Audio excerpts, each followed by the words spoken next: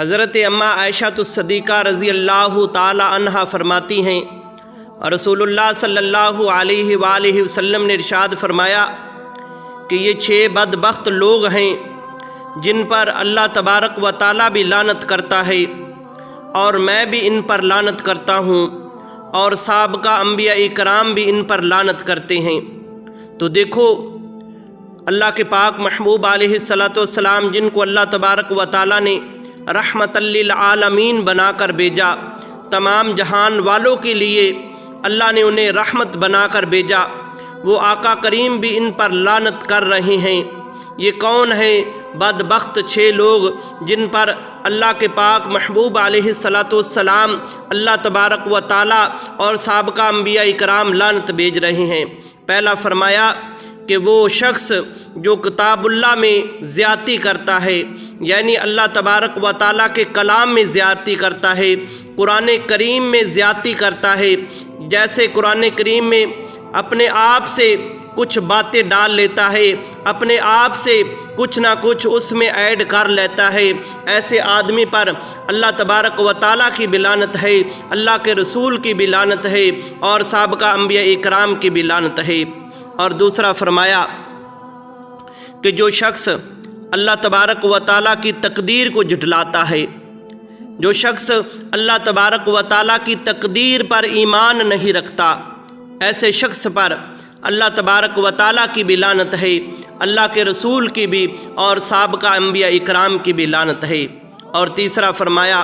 جو طاقت اور جبر سے حکومت حاصل کرے، اقتدار حاصل کرے اور پھر اقتدار حاصل کر کے پھر اس کا مقصد کیا ہے؟ اس کا مقصد ہے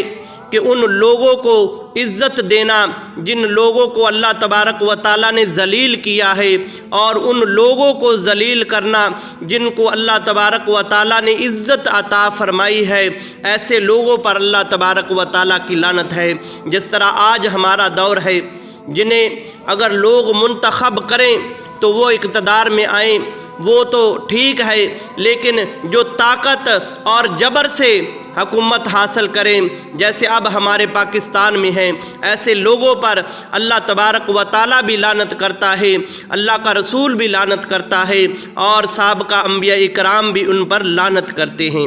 اور پھر فرمایا کہ جو اللہ تبارک و تعالیٰ کی حلال چیزوں کو حرام کرتا ہے اور حرام چیزوں کو اپنے اوپر حلال کرتا ہے، جس طرح کہ شراب اللہ تبارک و تعالیٰ نے حرام کر دی، لوگوں کو اس کی پرواہ نہیں، یہ ایسے پی رہے ہیں کہ جس طرح یہ اللہ تبارک و تعالیٰ نے حلال کی ہے، اور ایسی چیزیں کہ جن کو اللہ تبارک و تعالیٰ نے حلال کیا ہے انہیں وہ حرام سمجھتے ہیں، ایسے لوگوں پر اللہ تبارک و تعالیٰ کی بھی لعنت ہے، اللہ کے رسول کی بھی لعنت ہے اور سابقہ انبیاء کرام کی بھی لعنت ہے۔